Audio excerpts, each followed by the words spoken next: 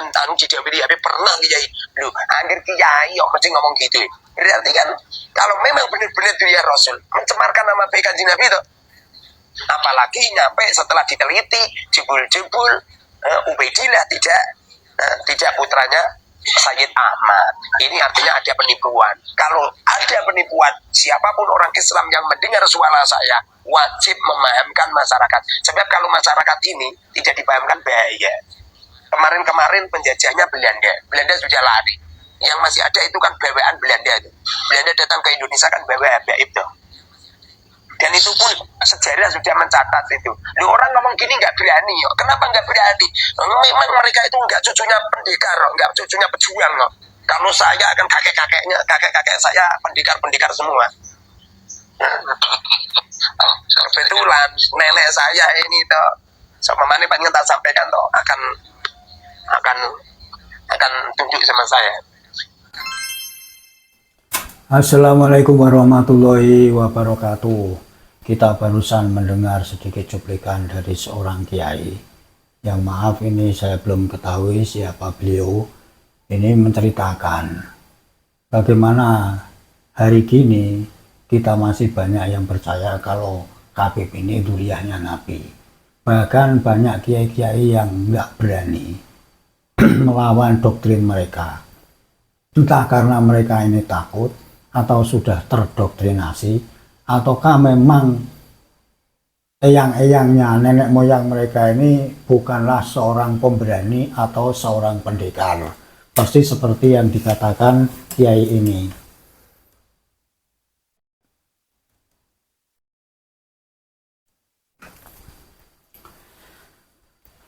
Kita tahu polemik nasab ini kan sudah lama, tapi entah kenapa di mana-mana ini masih ada penolakan. Masih ada penolakan sebagian kiai tentang masalah nasab Balawi ini.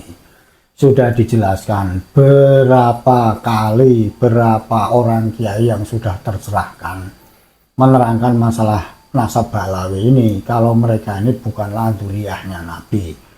Bukti-bukti itu ada, kitabnya ada, bahkan sekarang ini yang lebih modern pun ada, yaitu tes DNA.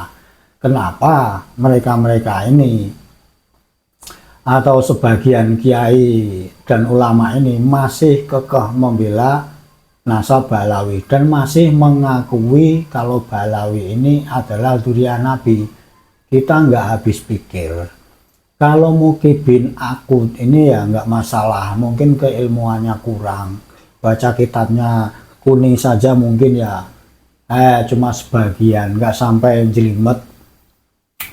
Jadi dimaklumi saja kalau para Muki bin Akut ini masih tetap yakin kalau mereka ini bisa dipercaya.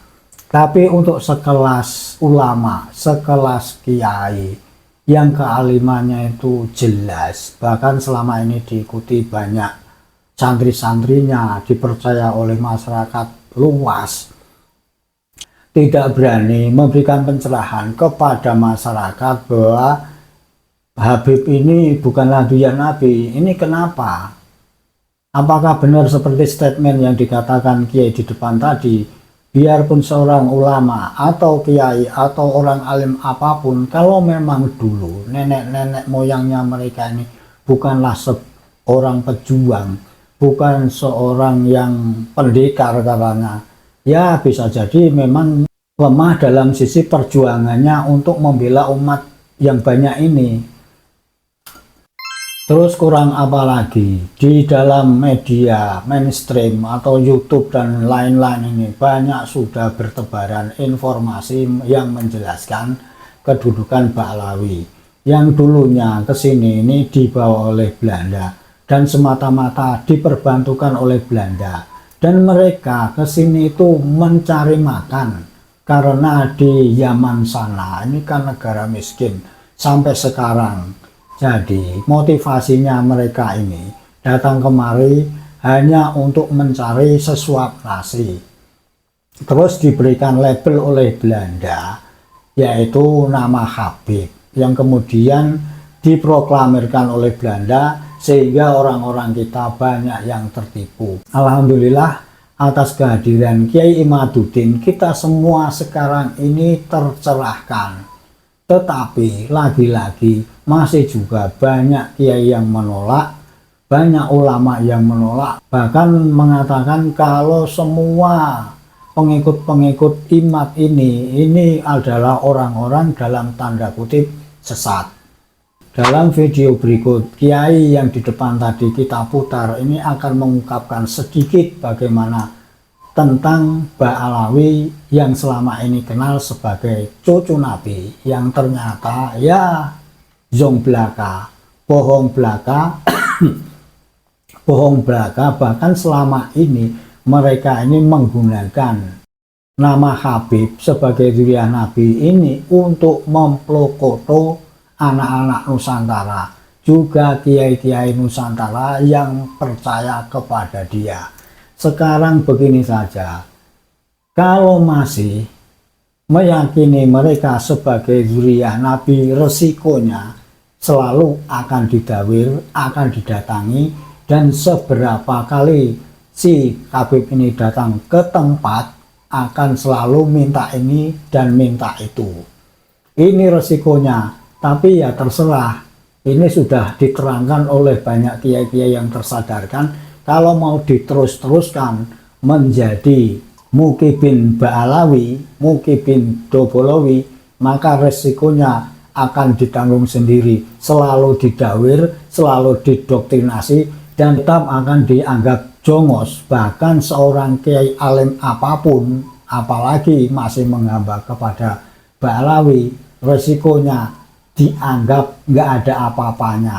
Karena 70 orang alim ini dengan Habib bodoh, menurut Ba'alawi ini lebih tinggi derajatnya Habib yang bodoh. Apa kita mau seperti itu? Mau dibodoh-bodohin, mau dijongos-jongosin? Tapi kalau masih percaya saja kepada mereka, ya silakan, mau dobol, mau goblok, mau diterus-terusin, resiko ditanggung sendiri. Bagaimana? Apa pernah panjenengan anu dijawab Habib pernah Kiai. Lho, angger Kiai kok mesti ngomong gitu. Berarti kan kalau memang benar-benar dia Rasul mencemarkan nama baik Kanjeng Nabi itu. Apalagi nyampe setelah diteliti jebul-jebul Ubaidillah tidak putranya Sayyid Ahmad.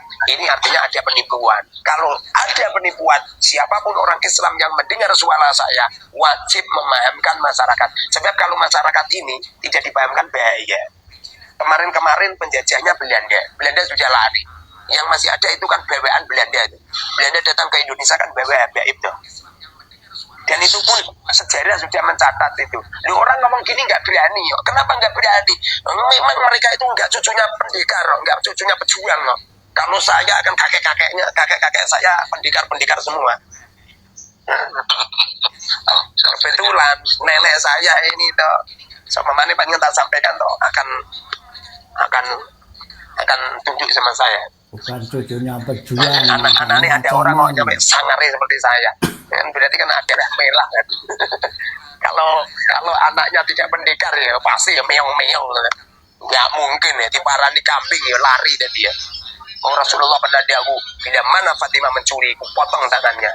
Itu bukti bahwasanya anak cucu Rasulullah itu tidak ada yang akhlaknya jelek, tidak ada yang Rasul gitu. Bukankah zuriyah Rasul itu tidak maksum? Benar, zuriyah Rasul tidak maksum. Tapi Rasulullah itu basyarun lakal basyar. Manusia tidak seperti manusia biasa. Anak cucunya itu akan dijaga oleh Allah sehingga kelak di akhir zaman itu akan melahirkan apa itu Imam Mahdi. Dan anak itu anak Kanjeng Nabi ngono iku lho. Ada orang ngaku-ngaku cucune Kanjeng Nabi senengane mengklaim ya. Jawa bumi tarim, pintu tarim, Indonesia pintu tarim, kan ngawur ya. Pengklaiman yang ngawur ya. Bahkan sebuah kisah-kisah yang gak masuk akal ya. Apalagi ada tadi yang saya bacakan tadi, apa itu? Rasulullah diklaim orang Yaman. Salatullah ala tohal yamani. Banyak tuh masyarakat kita gak paham. Rumah sana juga koside apa gitu. Nah, itu kan karyanya orang-orang Ba'alawi. Semoga rahmat ta'lim Allah ala toha kepada Rasulullah al-Yamani yang dari Yaman. Kapan Rasulullah lahir di Yaman? Kapan Rasulullah wafat di Yaman? Kapan Rasulullah hidup di Yaman? Enggak pernah. Kita kalau ngomong gini toh jangan mingkring-mingkring. Mingkring-mingkring ya kesamplok uang jengking. Iya, pendekar gitu. Ini orang Jawa ini anak keturunannya Kamandanu, anak keturunannya Gajah Mada, anak keturunannya Malampir, Nini Pelet. Apa itu? sudah terbiasa. Yang di Al-Quran jelas, liyudhiba ankum rijsa 'alal bait wa yutahhirukum tadhira gitu. Nyampe Rasulullah pernah ngerubuti Sayyidina Hasan dan Husain, ya kan? Ngerubuti Sayyidina Fatimah dengan Husain. Lalu Rasulullah menyanjung-nyanjungnya. Kemudian Rasulullah menerangkan ahlul bait Rasulullah itu al-Mustafa wal Murtado wa banahuma wal Fatimah. Jadi Kanjeng Nabi, Sayyidina Ali, Sayyidatina Fatimah, Hasan Husain. Kalau Hasan Husain secara otomatis semua duriya Rasul itu berketurunan Hasan Husain. Sementara Allah berfirman liyudhiba ankum rijsa. Allah akan menghilangkan rijsun. Rijsun itu ucapan yang jelek, perbuatan yang jelek, namanya rijsun. Ahlul bait. Ahlul bait itu ahli Kanjeng Nabi. Wa yutahhirukum tadhira, dan Allah sucikan mereka. Mosok ahli bait Kanjeng Nabi nak ngomong angger jeplak. Kusur buta hati, buta mata. Coba ini ada ulama pribumi dijelek-jelekin seperti ini. Bahkan Presiden Republik Indonesia pernah dikatakan presidennya iblis, menteri agamanya dajjal. Coba ini ada Habib yang menuduh seperti itu. Loh, ngono banser. Ini segelem ngawal Habib ya, keliru dah. Banser itu mana bisa ngawal Habib. Padahal Habib itu sering jelek-jelekin NU. Sering jelek-jelekin kiai-kiai pribumi. Tapi malah banser nak karo Habib. Walah, yang nak kiai kampung ini kalau datang ke pengajian. Banser sing ngaturke paling wong siji wong loro. Coba yang datang Habib. Wah, jubai imamai sak gendong-gendong. Wah. Makanya kalau saya itu ngisi pengajian duel sama Habib, saya langsung ngetono duit, salamanku nggunake duit 10.000. Pada akhirnya tau Habib berano sing nyalam. Semuanya nyalami saya semua. Memang harus seperti ini ya. Ya. Jadi kita ini jangan mau dibohongin. Dulu itu Helmina itu presiden Belanda atau raja Belanda. Dulu datang ke Indonesia untuk mentaklukkan orang Indonesia. Caranya bagaimana? Caranya membuat tandingan. Sebabnya orang Indonesia itu seneng kalau lihat orang juga imaman sebenarnya itu takut dia, makanya didatangkan Habib dari Yaman. Jadi ya. Aduh, rupanya saudara kita Banser kena sentil sedikit ini. Bagaimana saudara Banser? Kalau Habib datang nih biasanya ini langsung dikawal begitu banyak gerumbul-gerumbul. Sementara kalau kiai yang datang ke pengajian paling 1 atau 2 orang Banser yang mengawal. Padahal Habib ini sudah begitu banyak menghina kiai-kiai kita, Gus Dur, pemerintah, dan lain-lain. Bahkan tadi dikatakan sekarang ini ada nyanyian yang mengatakan kalau Nabi Muhammad ini dari Yaman. Ini sesuatu pembohongan, pembodohan yang perlu kita luruskan. Untuk saudara Banser, alhamdulillah sekarang sudah banyak yang sadar. Tapi yang belum sadar, bukalah YouTube tentang Habib Bahlawi ini. Bagaimana begitu banyak mereka ini menghina kiai kita. Bahkan dulu Gus Dur dikatakan buta mata, buta hati. Ada lagi Habib yang suka sholawatan mengatakan kalau Bibim Rizik ini gurunya NU. Apakah hati kita tidak terketuk, pikiran kita tidak terbuka? Dengan adanya tesis ini, ayo mari kita dudukkan persoalan sebenar-benarnya. Kita sudah tahu Habib itu siapa, kita siapa. Habib bukanlah NU, dan NU bukanlah milik Habib. Salam waras, sehat selalu, Nusantara Jaya.